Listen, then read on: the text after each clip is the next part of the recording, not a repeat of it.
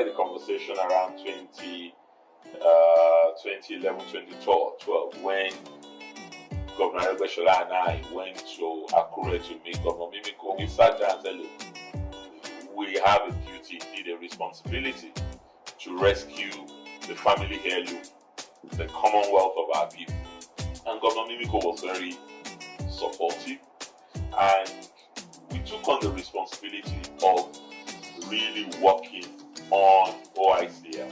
And I was saddled with that responsibility as the point person amongst the governors to do a health check of all companies in the Odu'a investment corporation.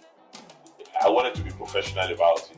So I retained the services of a known consultancy group, world-renowned consultancy group, KPMG.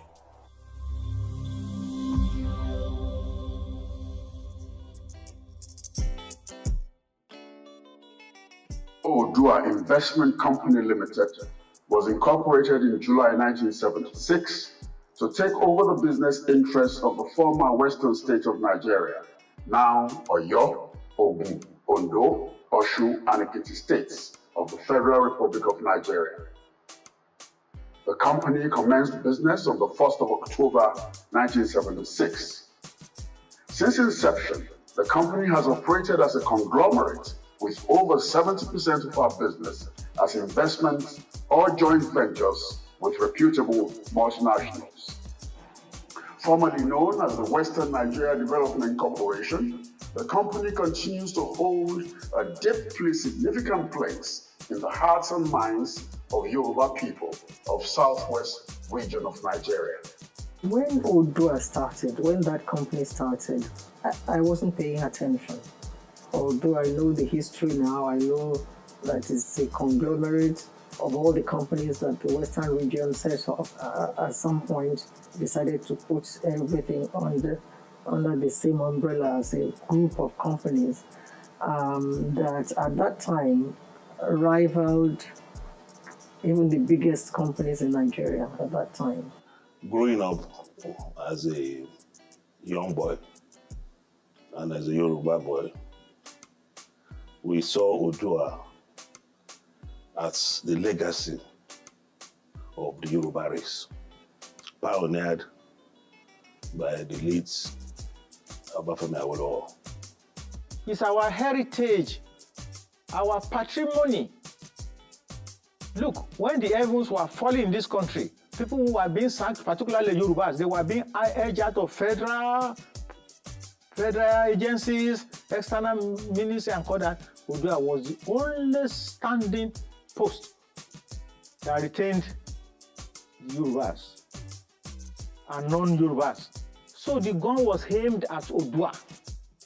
My recollection of Papa's work at that time, he was very keen on industrialization, on bringing companies into the country, and he often talked about the battles that he had with the colonial administration. From what I gathered, he won most of the arguments, and so those were the companies that became Odu'a Investment Company. And we saw Odu'a as a growth engine for the Southwest. It happened to be the only major employment driver in the Western region then. Their banks had branches in New York and in the city of London. After the initial strings of successes under its founding fathers and early enablers like Chief Obafemi Awolowo, Chief S.L. Akintola, and the highly esteemed civil servants of the era like Chief Simeon Adibo, the latter-day OICL went through challenging times that threatened its existence. What I found out is that Odu'a has a lot of opportunities.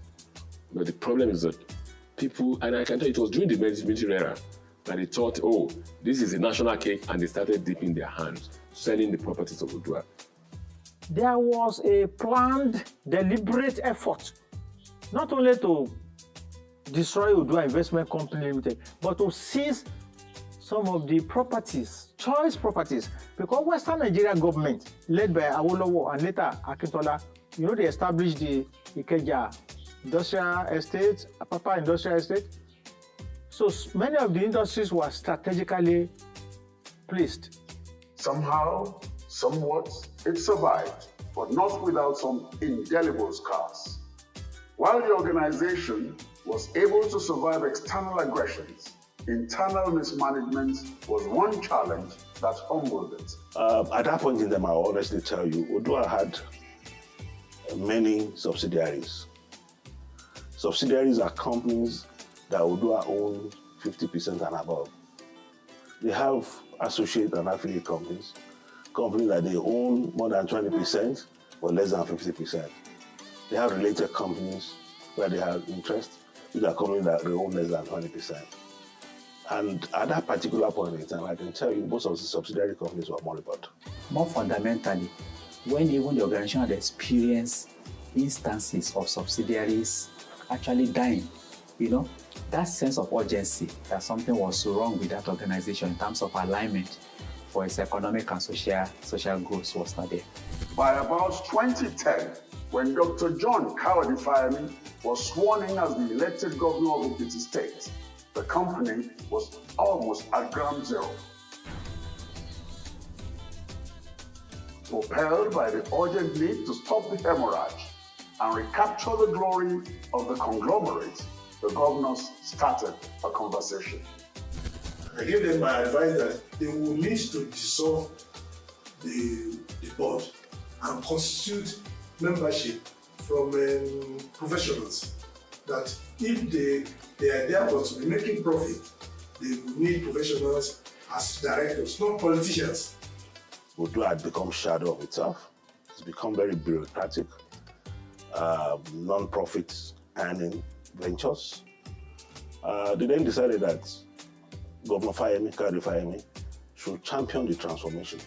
A lot of conversation had gone on in the Afenifere Renewal Group at that stage, long before I even became governor.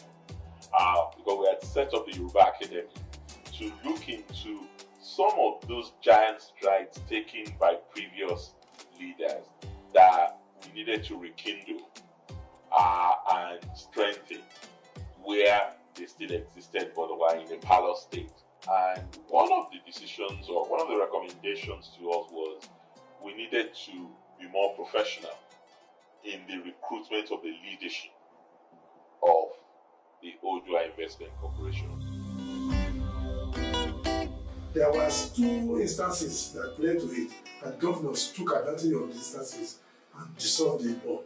After the dissolution, then KPMG was brought in to prepare a paper for them. All that specific mandate. One was to do a diagnostic review of the entire group, what you typically call strategic health review. And then, after reviewing, come up with key recommendations to transform Odu'a. And so, KPMG, the international consulting firm, submitted its report and recommendations.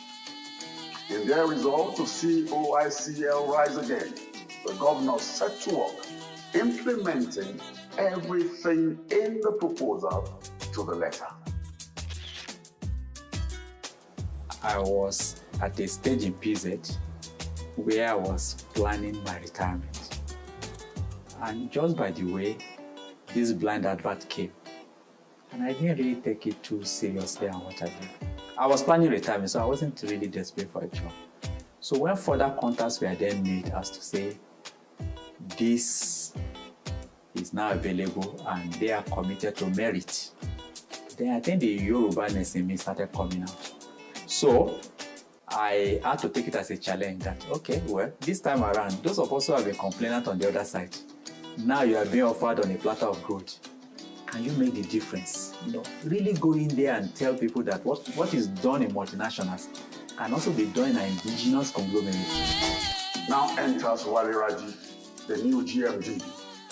His initial assessment of OICL after resumption was a company that was asset rich or cash poor. Well, I'll say about the time he came in, there were challenges here and there. Let me put it that way. There were challenges here and there, and I recall the shareholders in 2012 commissioned KPMG to carry out a health check on the company. But it was based on that the recruitment of a new GMD came up when the former GMD gave his notice that he was leaving. I would want to believe that Odu'a was in his next phase of evolution. For every group managing director, and I happen to be the 8th group managing director, they played their own role. You could see their mark that they made. And based on the circumstances in which they operated also. Some people operated under military rule. Let me be quite frank with you. If it was under military rule, maybe I would have resigned my job here. Because there will be a point where there will be things that I cannot take orders on.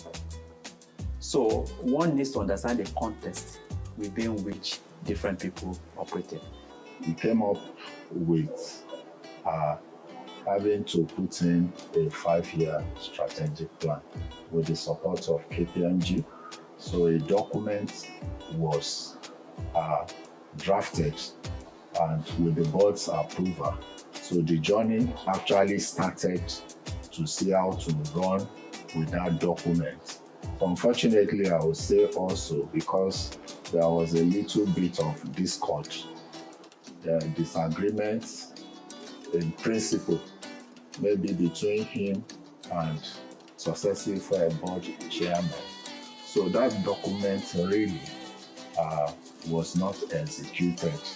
Some of them put his name in the papers, accused him of all sorts of things. Some staff, backed up by board members, took him to court and took Odu'a to court. He took, even as a Yoruba man, he took also my effort and some effort of some individuals, one-on-one with Dwale Raji going to governors and appealing to the governors to stay with him. And the governors talked to him. And that was why he was able to make progress. What was clear to me is that if I make the difference, then it will encourage people like myself and Pedigree to always be attracted to come from the private sector, to come and make a difference in government. And one must credit the, as I said, the management for trying to turn around. It's not easy telling an elephant to turn around in a room. I'm sure the outgoing GMD himself say that probably one of his biggest challenges he faced when he first came in was trying to get them to have a different thinking. This became the turning point for Raji to either give up or commit to do whatever was legitimate and honorable to proceed with the onerous task of reviving and ensuring the sustained growth of OICL. To succeed in these efforts, he had reached the definitive conclusion that the new governance structure had become inevitable. One of the things that was giving Odu'a problem, the fact that the governors will come in, nominate a director, and if another governor comes in, they will change. So most times, some directors, their lifespan in the system, probably 2 years, one year. We have some cases in court where the governor comes and says, I don't like this one, which, I mean, we said, no. For you to change any director of Odu'a, the person must have ended his or her tenure. Unlike the past, there is now a better guaranteed security of tenure for board members. Once appointed, only by the rules of the Corporate Affairs Commission can any member be removed. That document gave the power of nomination of directors to shareholder governors, but the power of appointing them was vested in the board. With the new board members that have been brought on board, 2 EDs were appointed. The general managers for key positions, treasury and some other key positions in HR, were recruited from solid private sector. The recent past states that own Odu'a for the first time in so many years. They're getting dividends, which never used to happen. One can also say that even at the management level, a lot of professionalism has been introduced, and it has allowed Odu'a to dabble into so many sectors of the economy. I chair the investment committee, so new investments would come within that purview. And in the past few years, new companies have come up in the Odu'a group. We have the Southwest Information Technology Suite, and then the Southwest Agri Company was also set up during his tenure as the group managing director. We want to be a world-class conglomerate. And how can you be a world-class conglomerate? You must be able to compete worldwide. We must, and I'm happy to tell you that we got Augusto rating, we got rating A, and that was the first rating in the history of Odu'a. Despite the initial opposition, this governance reform was successful, thanks to the full backing of the governors. After the reforms, a new board was constituted and inaugurated. Raji was appointed for another term. I now had a second chance to introduce another 5-year strategy document called the SRC 2025. There it identified in 5 years what do you want. Who we are now, what do you want to be in 5 years? 2025. We want to believe that what we have as our portfolio now, what can we sweat in it? What can we sweat? So you take, for example, property development through joint venture and what have you, it's like sweating assets. You have a big parcel of land, only one colonial building on it. What are you doing with it? You sweat it and you come up like what we have, some of the things we have in Ibadan now. You know, one single plot of land used to have a colonial building. Today, you have 16 terraces on that land. So you are sweating your asset from that point of view. If you look at Odu'a today, there are still some businesses that we are part of that have been in existence before independence. An example is Nigerite. We own a substantial stake in Nigerite today, and we've had that stake since 1959. Same thing goes for Lafarge. The predecessor company for Lafarge was Blue Circle that came into the country, I believe, in the 50s as well, before Nigeria's independence. And we still own a good stake in Lafarge. So we see partnership as a way that we definitely have to grow the business. So we are cognizant of the fact that we need to use our existing assets where applicable to leverage into new partnerships that will create value for this generation and future generations. The other part of the strategy will be where we see good management, good businesses that are currently running that need expansion capital. We can then inject some capital of our own and be part of the business going forward. Unlike the confusion that blunted the sharpness of his corporate vision sometime in the recent past, the new board of directors has wisely chosen to restructure and focus the OICL into a proper holding company with no operational footprints. When I became the chairman, we looked at so many things and we agreed that, look, let us have a lean holdco, whereby all the real estate business that Odu'a is doing should go to Wema Board, because Wema Board is 100% owned by Odu'a. So you can't have a son and father doing the same business and be competing. So today, I'm happy to tell you that our head office, Cocoa House, is a lean head office, and we now coordinate all our subsidiaries. As OICL successfully implements its SRC 2025 strategy, attracting new investors and regaining some public trust, the dedication and perseverance of Raji and his team has begun to pay off. So people have now started seeing Odu'a in a better shape, in a better form, and see us as a very serious conglomerate. And that is what we want to achieve. And I'm happy to tell you that we bid for the marginal field. Odu'a won, OMN in 95, and we paid stipulation bonus and everything. But we have a partner now. Odu'a have about 48.26%. Premier Hotel was one of the things Wale Raji said he would make sure that he transformed, Premier Hotel and Lagos Airport. It took almost 2 years to find a partner for Premier Hotel.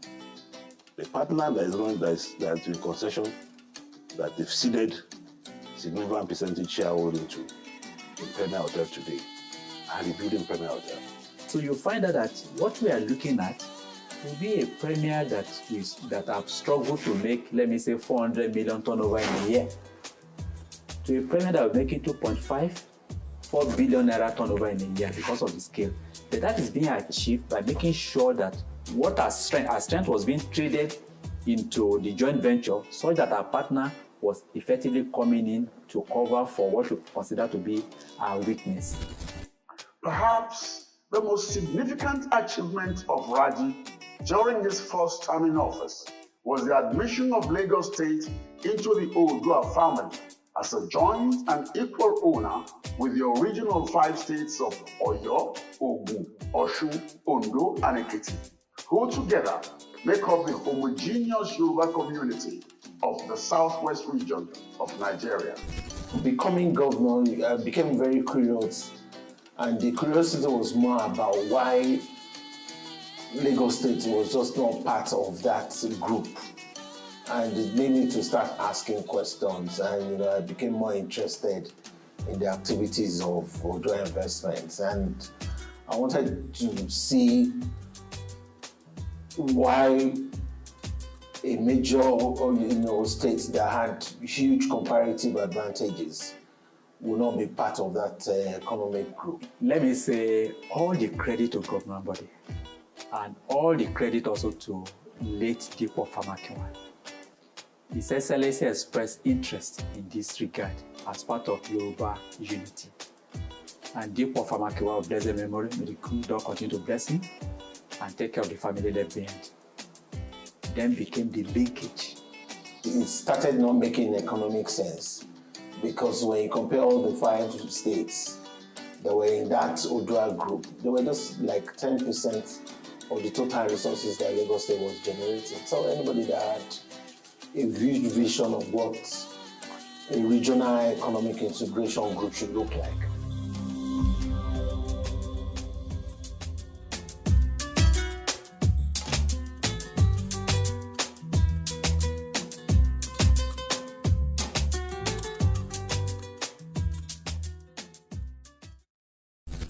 Increasingly, our states, the 6 states, must also now realize that there's power in banding together. You gain more traction.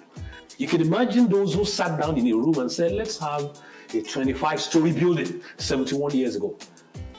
That audacity of thought is what we now must replicate. I want to actually even say here that the strategic book and the strategic plan that had been conceptualized by Don, that's the development agenda of Western Nigeria, was actually more or less like a catalyst for me. And we went through a very clear process of engagement to make sure this was going to be handled, bringing in PwC to manage the process, because it's equally a very delicate thing also, to make sure it was arm's length transaction that we did. The governors met in council, they agreed what was going to be paid for Lagos to have equal equity in OIC. To show you that it's a very shrewd businessman, he actually proposed that Lagos State should pay almost like 27 billion for that 16% that we had. And we had to negotiate for almost like 1 year. I think most people forget that Lagos State is probably 90% part of the Southwest. Anything up to Fadi and from Korea and Lekki and all of that was Southwest. So I am glad that they are back home, and so together they would work brilliantly. As Mr. Adewale Raji steps down, the foundation he has laid for growth and governance at Odu'a Investments Company Limited sets the stage for exponential progress. I always tell people that a fantastic leader without a good successor is a failure. And Wale has done very well. And with that, we've been able to put something in place whereby in the history of Odu'a, this is the first time with the real competition a successor is coming with him. I still believe that whoever takes over for him, I think it's Yunusa that is taking over for him. She has a lot of work to do. Yunusa was also recruited as a GED, as a group executive director. So he has an understanding of some of the things that have been done. You know, when you have 4 or 5 states, with Lagos State now in different political parties, the person needs to be very, very diplomatic. So I came in as a chief finance officer for the group, and after a few months, I was need for a succession planning to be put in place for Mr. Rajid I'll be leaving at the end of May this year. Quite a listening leader. He's always the last to talk. He allows everybody in the room, to give their opinion and all that. And then when it comes in to give an idea, in most cases you see him taking into cognizance the things that other people have contributed onto it. One other thing about Mr. Raji that I really appreciate is his maturity. No matter how strong, the storm or the problem, I've realized one thing, that is always calm. That calmness does not mean he's not acting, but he becomes introspective and then comes out with a way forward. That's been an opportunity working with him. He's one of the most humblest DMD I've worked with. He doesn't carry the office with a air of arrogance and carry the office in his head. Very humble, relate to you, and people like that are very rare. Ìtàjẹ́wálé Rájí jẹ́ ọ̀gá tó jẹ́ pé ó máa ń fẹ́ ire fún èèyàn. Àwọn ló jẹ́ kí n mọ bó ṣe ń kówó jọ, mo gbé ìmọ̀ ló pé mo ralẹ̀, lọ́dẹ̀ tó fún mi lówó kún tí mo fi ralẹ̀, tí mo fi kọ́lé ara mi. I think I really have to be grateful to God and all people of the Southwest of interest who sacrificed enormously supporting me. Just like you have detractors who were always putting the pit, digging the pit for you to fall inside. You also find people who have no relationship whatsoever who came to support. So you have angels and you have devils all competing. At the end of the day, we are quite glad that this is the story that is very positive by every consideration at this point in time. You should find peace of God, which is more important than any other thing that we have done. And then you should relish everything that he has achieved in the last 10 years and be proud of himself. With a focus on transparency, strategy, and innovation, the company looks forward to a future marked by success and sustainability. I would like it to be back, to get back to where it was, to be a huge conglomerate, an asset that the governments can draw on to prosecute the progressive agenda, which I believe is their heritage. The MD that is leaving has laid a very solid foundation that others can ride on. Odu'a has become attractive, and people are now leaving thriving private sector companies to work in Odu'a. So are they positioned? Yes, they are positioned, to take us far. I want history to remember me that when Bimbo Ashiru was the group chairman, with his team, they turned Odu'a and made sure Odu'a became in the world conglomerate. And hopefully, and by God's grace, we will be able to achieve that. Let me be quite frank, because the foundation is laid, I expect them to have exponential growth, no doubt about it. I know we have cut at it with the different experiences we have had, and at this time around, we will do things differently, which we are already doing.